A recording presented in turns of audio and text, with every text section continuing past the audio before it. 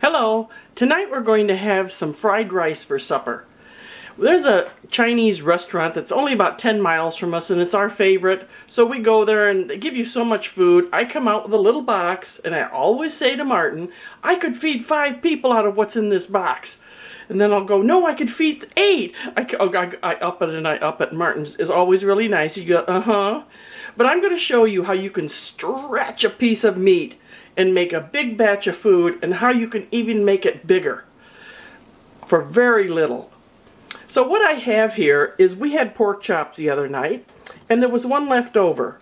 So I sliced it very thin, and then I cut it up in even thinner pieces. This is one pork chop. They were thicker. That is cut up that I'm going to use for the basis for this. I made some rice. You want to have cold rice. So I made this yesterday. I did 2 cups of rice, and this is how much it made. 2 cups of rice, 4 cups of water. You bring the water to a boil, and then you add the rice and put the lid on and lower it a bit and let it go for 10 minutes. Take it off and let it sit. So and you end up then with it all, it's not clumped. It's all individual grains.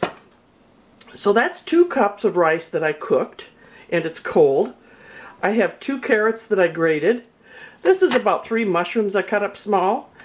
There's some green onions, some sugar peas, some eggs, some garlic, and some soy sauce. Now you can add whatever you want to this. You don't need to use the mushrooms. You don't need to use this or that. Sometimes I use different ingredients. Sometimes I use different meat. If you really want to stretch it further, have more rice, more vegetables, more eggs for a small amount of meat, and you can feed a lot of people for very low cost. And of course I have my soy sauce. The first thing I'm going to do is scramble my eggs. I have 8 eggs in here. You can use less, you can use more, and I just simply scramble them. I don't add anything to my eggs like milk, I just scramble those.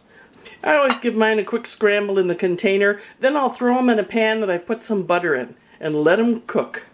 When I'm scrambling my eggs for fried rice, I don't bother putting salt and pepper on them.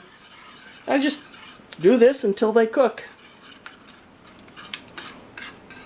Not too wildly though, you don't want them going all over the stove. I always have enough to clean up. Alright, my eggs are done. I don't like the scrambled eggs too dry, so I finish them off just when they're done. We'll set this to the side for now. I put in there some grapeseed oil and a little bit of butter. And the first thing I'm going to do is try to fry the rice.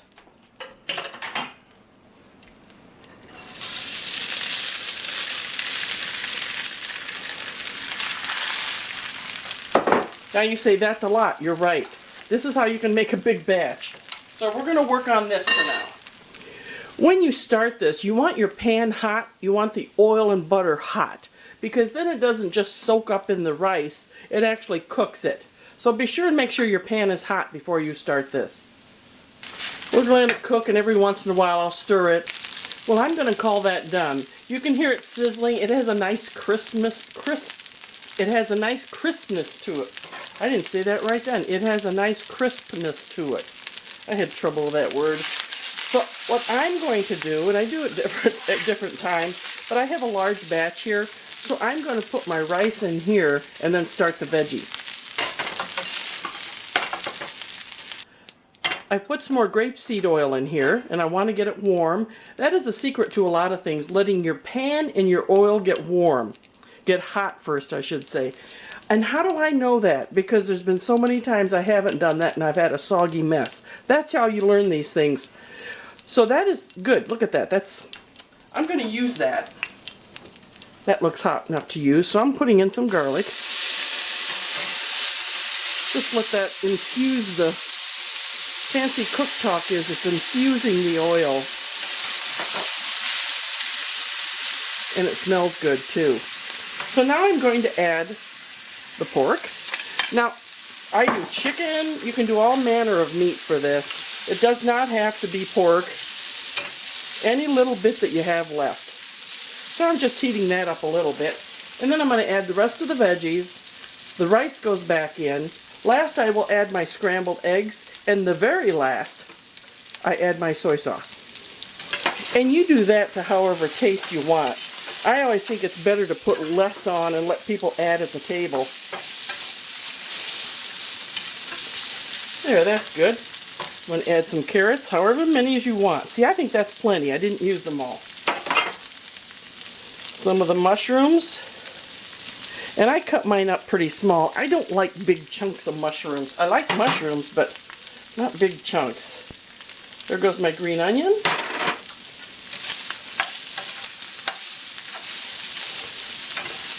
We'll let this all infuse.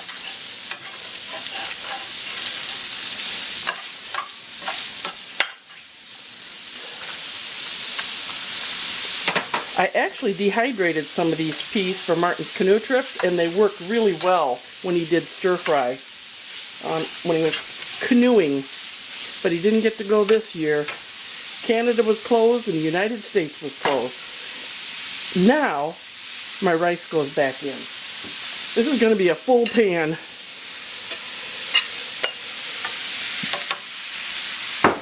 But can you see how I am stretching that one pork chop into a huge amount of food?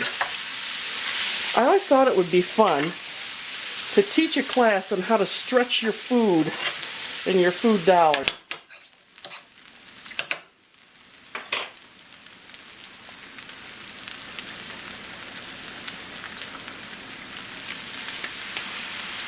There we go. This is done. It's a huge amount of food. This is a big skillet, and it is, I don't know how many inches deep in here, at least 4 inches. So the main thing of this is, use whatever you have on hand. You want your rice cold, make it the day before or something, let it cool off, and add whatever veggies you want. You want to make it go further, add eggs. You don't need a lot of meat. You can add more meat if you like, but this is very easy to do. In mine, I have sugar peas, I have scallions, mushrooms, I have shredded carrots, I have soy sauce, 1 pork chop, and 8 eggs scrambled, and it made a huge batch. That means we'll have leftovers for a while. That's a good thing around here, because we never know who's going to be in here to eat. Well, I hope you give this a try. It's really easier than what you may think, and use whatever you have on hand and stretch that food dollar. Let me know how it turns out. Thanks for watching. Bye-bye. Just a heads up, I don't usually make that big of a batch. Usually I have a 1.5 cups or 2 cups of cooked rice all left over and a little chunk of meat. But this is what I wanted to show you how to make a large batch in case you wanted to. And feel free to put in some broccoli, anything you like. Give it a try.